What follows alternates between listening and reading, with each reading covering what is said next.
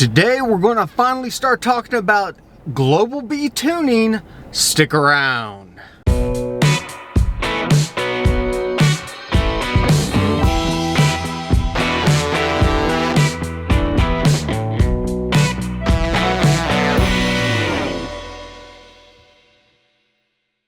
Which has a 3-liter Whipple installed on it, and I've had a couple weeks now with Global B, kind of trying to figure it out. It's a beast of a different nature. This video I'm going to give you some tips and tricks for getting started, some pointers, and I want to give a big shout out to Mike over at Elite Tune School, sorry. Hey everybody, welcome back. We're finally getting into global B tuning. We're sitting in my 2023 Silverado with a 3-liter Whipple on it, and I've had a couple weeks now to kind of figure out what's going on with global B. It's a beast of a different nature, and I want to give a big shout out to Mike over at Elite Tune School. He gave me some pointers and kind of clued me into some secrets or some things to keep an eye on, and because this is a beast of a different nature. This is unlike anything that we've done before. There are some things that are similar, but at the same time, how do I put it, that this tuning requires a more intuitive feel than anything that we've really done before. There's a lot that is similar to the 5th gen stuff with some added complications, and so I kind of wanted to throw together a video talking about some of the differences and some of the things to be aware of if you're thinking about getting into global B tuning. So, where to begin? Well, HP Tuners now allows just anybody to unlock their global B ECU.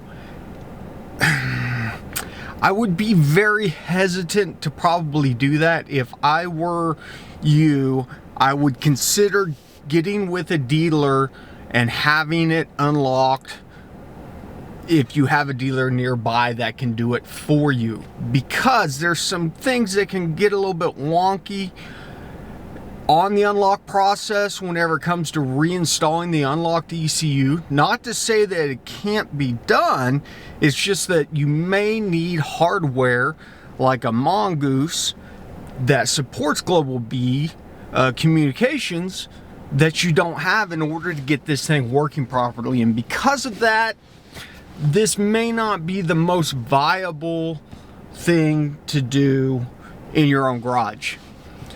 But HP Tuner support will help you out on that front. And so essentially whenever I did mine, the ECU, once I got installed, completely non-responsive. They were able to send me a config file for my setup specific to the VIN on this vehicle.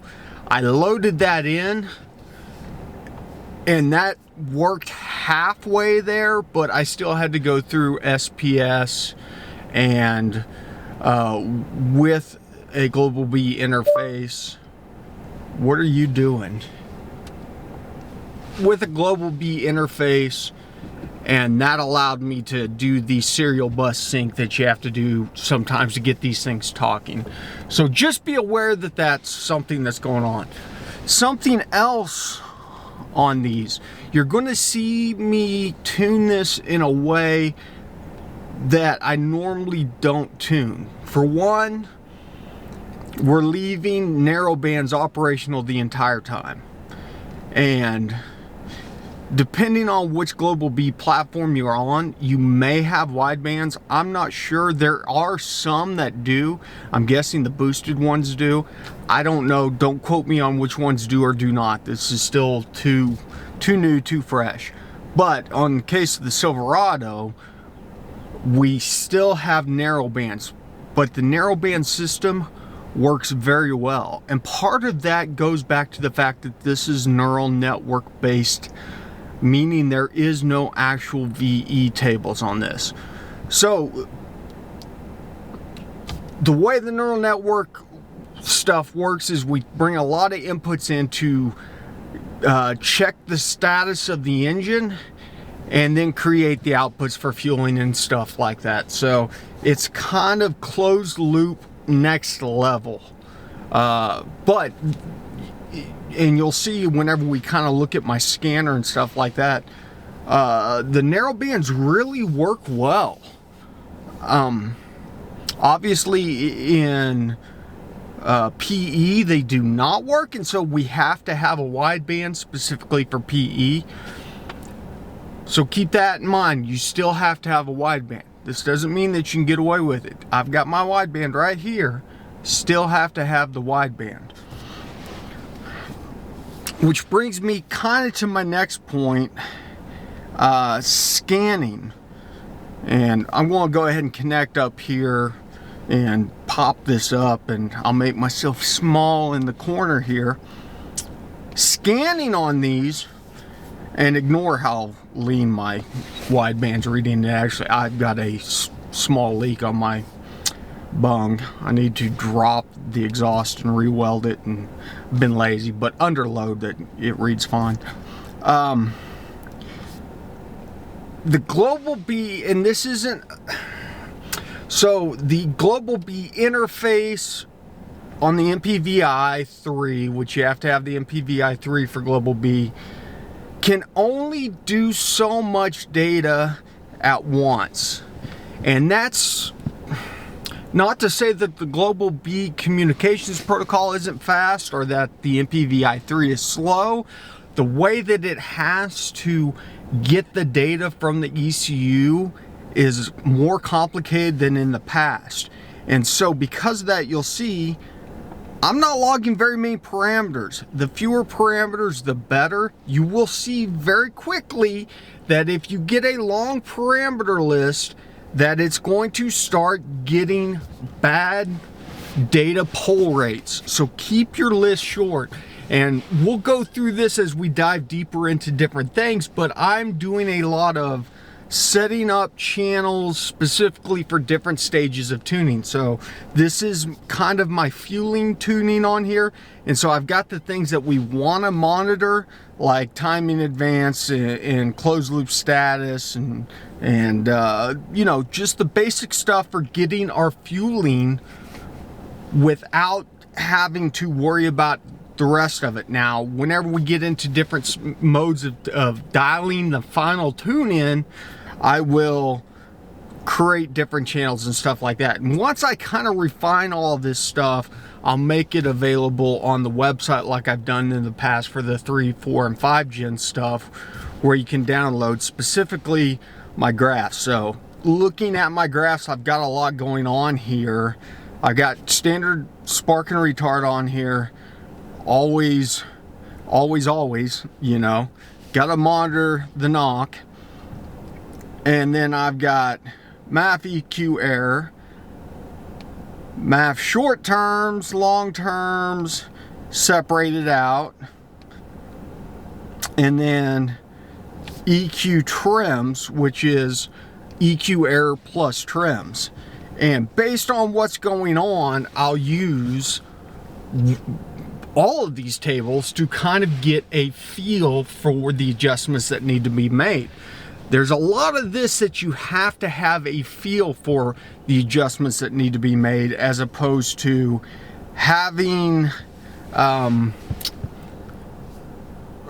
just pure data. So it's less about copying and pasting the data and rinse and repeating that a bunch of times, and more about utilizing the data to make informed decisions on how the fueling should work. So I'll tell you, you'll also see on here, I've got all these neural network tables, and they're all split up based on intake center line on the cam, because that is the variable cam stuff. That's what it's based on, is the ICA. And so see if any of these, there's some data there. And as I said, we're showing lean right now because of the wideband. So don't worry about the numbers that you're seeing right now. But essentially, I've gone in and created multiple graphs that split out the cam ranges to match the neural network tables so we can get data on those. And it'll probably be a couple videos specifically talking about the neural network, because if we come in here on the editor, we've got the neural network trainer. And let me just open up a file that I've done. Nope, don't want to update them right now, but they look like a standard VE table. I had to adjust my pressure ratio out some. We'll touch on all that, but we've got graphs set up on this, but here's our ICA table separations. And this kind of propagates through like we've seen on VVE in the past, but keep in mind that this does take into consideration the cam angle, and it seems, I'm still drawing some conclusions here, it seems like the neural networking is very heavy on transients like we would expect on VE, but it also relies on the math a lot. Now, the other issue that we run into is the math table is inverted. So you can see that the curve goes the opposite way, and where that becomes an issue is that means that at lower frequencies we've got higher airflow. It's real easy to cap out the math on a boosted situation where you're going to need to go to a bigger tube to change that frequency area, and requiring a retune. So those are the big things on this. A lot of the other stuff is exactly the same. If we come in and look at Spark, all of the Spark stuff is the same. You know, we still have static retard versus cylinder, which gets zeroed out. Same thing with burst knock, bass. The knock sensors, very sensitive on Global B platforms. Probably the most sensitive I've seen. I've had to desensitize these quite a bit from stock, and I'm kind of in a happy range right now with these values, that I feel like any kind of knock that the sensors are picking up now are truly getting into pre-detonation and stuff like that. Fueling, a lot of this is the same. You can see we got the DI-PI blending, the direct injection versus the port injection blending, which this vehicle doesn't take. That's like LT5 stuff.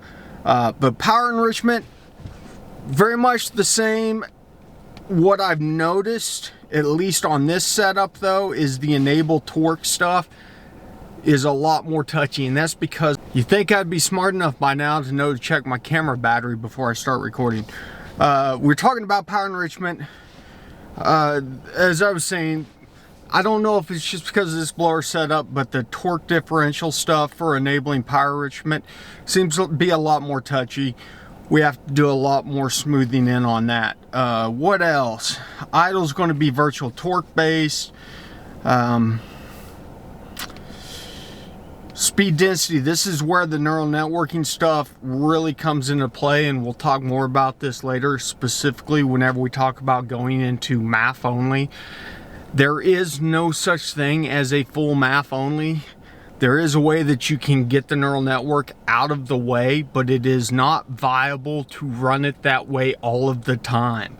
So you will have to tune the neural networking. That's something else you need to be aware of if you're getting into global B tuning. You just can't get around that. Electronic throttle, had to do some shaping on this because of the Whipple supercharger. This table by default was 100% across the board. Man, that was causing some barely touching the throttle and allowing it to go full open and will boost 8, 9, 10 PSI all of a sudden. So then variable camshaft. Right now, all this has been left completely alone, and I'm still able to tune around it fairly easy with some caveats that we'll talk about later on. Torque management, for the most part, I bumped up some of the transmission torque management stuff, but left a lot of it stock.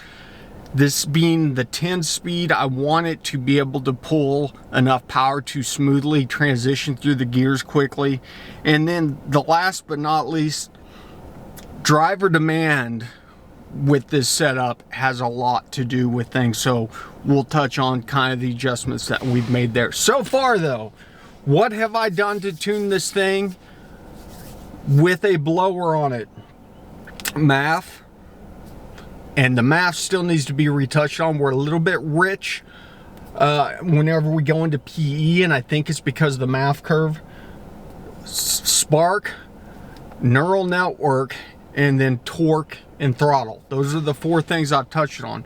As it sits right now, it is a very safe tune that is very drivable, smooth throttle, great idle, runs great. Is it the most powerful? No. We probably are missing out on power in a couple different places, but overall, I would call this a 90% done tune. It just needs those little tiny things, but we're going to kind of rewind and go through the steps over the next weeks and months and stuff like that and talk about what to do to get into this. So, prerequisites for global B tuning, 5th gen tuning. Figure out 5th gen tuning. If you need help, check out the Elite Tune School link in the description. We've got a discount code over with those guys. Take the 5th gen masterclass, because almost everything in that class and in my 5th gen videos even, which are a little bit probably old and dated at this time, are going to apply to this. Global B is going to be building on the 5th gen platform, so you have to understand the 5th gen. 3rd and 4th gen, doesn't matter. Completely different beast. 5th gen was the blending of taking 4th gen and advancing it. We got 5th gen. Now this is the next iteration of it. And so 4th gen is really doesn't apply anymore. It's all about 5th gen stuff, and then adding the global B differences onto the 5th gen platform. So the more you know about 5th gen, the better off you're going to be.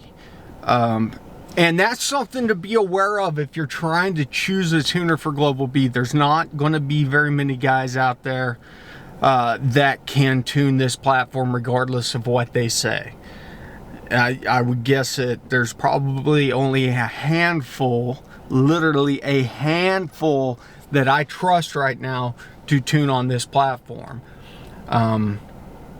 That'll change, but it is going to take time. This is it's not necessarily a hard platform to tune. It is just one that takes more feeling and experience of tuning to make those educated guesses, as it were, for the adjustments that need to be made. So I'm going to wrap this video up. The next video we're going to get into math tuning, but I wanted to talk to you about kind of the overall picture of it, so you know what's going on as we start this adventure of global B tuning. I want to thank HP Tuners as usual, and the guys over at ETS. Yeah, I mean, I'm excited about this, and I'm loving the way that the Silverado's running with the blower on there. So we're going to just knock this out and figure it out. Listen, you guys know the drill. Thanks for stopping by the garage. And remember, ABT, always be tuning.